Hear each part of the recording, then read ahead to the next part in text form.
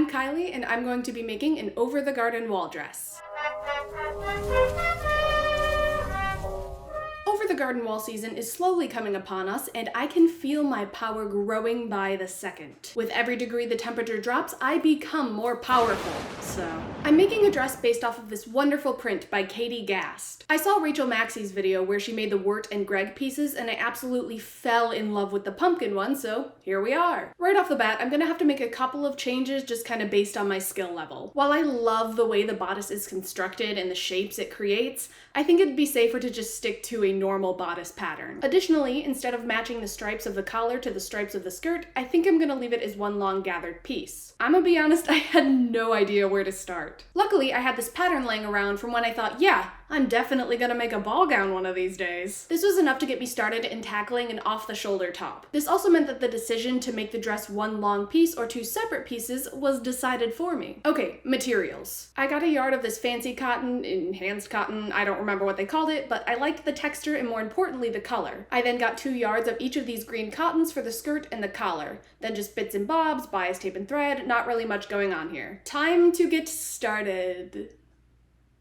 Here I am making a mock-up out of a bedsheet like a good seamstress while I watch Shrek, because nothing screams fall like watching Shrek in the month of July. It fit kind of weird, especially in the sleeve area, which I was expecting, but I don't know how to fix these things. I moved the side seam, which made other things weird, but good enough to move on to the actual fabric. Shockingly, here I am ironing my fabric like a good seamstress. Apparently not super well, though. I transferred the mock-up onto the fabric, then serged the pieces before they could crumble into nothing. I attached pieces 1, 2, and 3, and did it all again. You're gonna want 2 whole bodices, one for the actual bodice itself, and then the lining. Hey, so I ended up redoing the whole thing without armholes, and it fit much better, but I didn't do a lining. I know, please don't yell at me. I know. I attached interfacing to the 2 back panels of the bodice, knowing that I'd need stability if I was gonna punch holes in it, especially if I didn't have a lining. I know. It was for everyone's benefit that I move on from the bodice for now, lest I implode, I don't know, so onto the collar. I cut 2 strips of each color 5 inches wide and half the length of the circumference of my shoulders. I serged the edges, hemmed one edge of the light green, and hand-stitched that hem to the dark green. I gathered the other long edge of each strip. Just kidding! I seam ripped all of that gathering and put in elastic instead! Here you can see me attaching the collar to my original bodice via sewing machine, but with the updated version I actually hand-stitched it to the bodice to hide the seams. Bone time! Bone time! Using this roll of 6mm plastic boning, I placed it here, here, here, and here. I hand-stitched the bones to the seam allowance so the seams would not show on the front of the bodice. Except for the back one. That one had to be super secure. I finished off the bottom edge with my light green bias tape, then it was time to punch holes. I'd never done eyelets before, so this made me so nervous. Like there's no going back once the hole is in the fabric.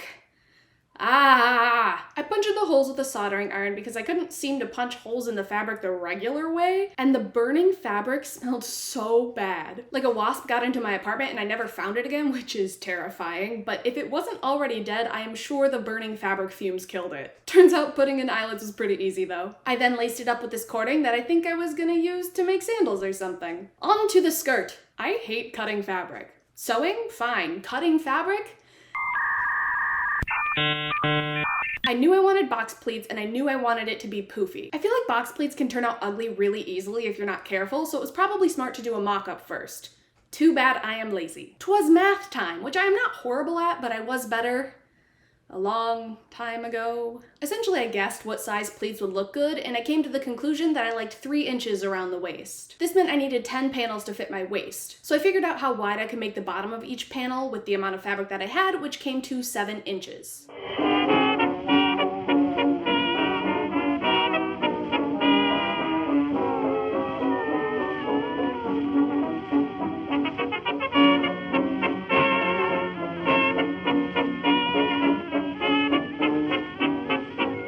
Instead of painstakingly drawing each panel onto the fabric, which I was 100% about to do, I made a little paper pattern to cut around. Here's a crude version of it up close and scaled down. This took a really long time because I pretty much needed to make 2 full skirts because pleating and serging every single goddamn piece. I am sorry, downstairs neighbors, my serger sounds like a jackhammer.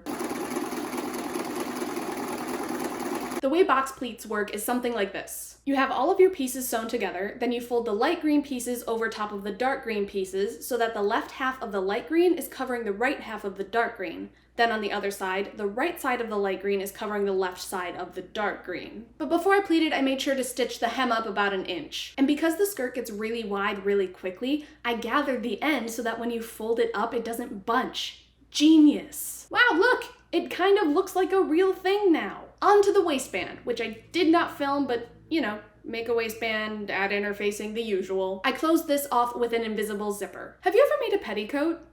I wish I hadn't. It really wasn't that bad, but the sheer amount of tulle that you have to work with, it's too much.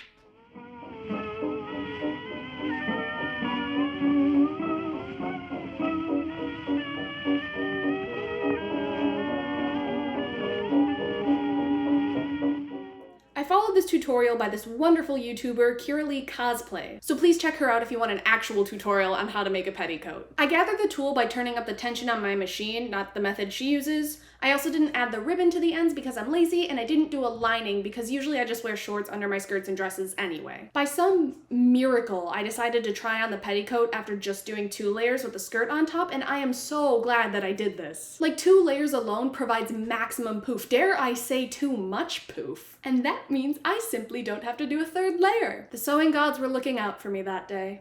So the intent was to wear the petticoat up high to give it a bell shape like the picture, but it looked wrong, so I wore it closer down to my hips, which gave it more of an A-line. And that's it, baby! Reveal time! Renaissance edition.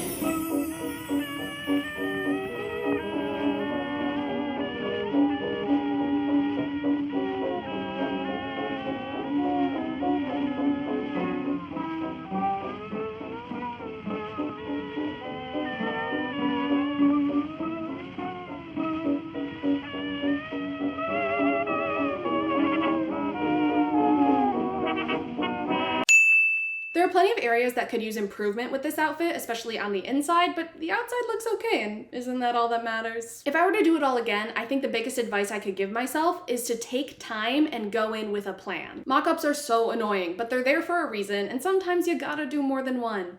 Such is the nature of life. As for the bodice, the fabric is pulling in some weird places, so I think taking the time to make sure the pattern fit me correctly would have been a huge help. It's also too long, so it looks weird atop the skirt, so I had to tuck it in. Which isn't a big deal, it looks more like the picture that way, but I just like the look of the light green bias tape against everything else. For the skirt, I wish I would have gone with more yellowy greens like the picture, and I'm probably going to iron down the pleats because I really want the dark green to stay underneath the light green. But with all of that being said, I am proud of this. I really enjoyed making this, and I think it looks super cute. All credit going to Katie Gast, so remember to go check out her work, and also check out Rachel Maksy's video. This was just the project I needed to get back in the swing of things. The Padme dress took a lot out of me, and I already don't have the most comfortable or nice sewing setup. But this little thing gave me the energy to keep on trucking. I've got so many projects lined up that I'm super excited about, so stay tuned, and thank you for watching.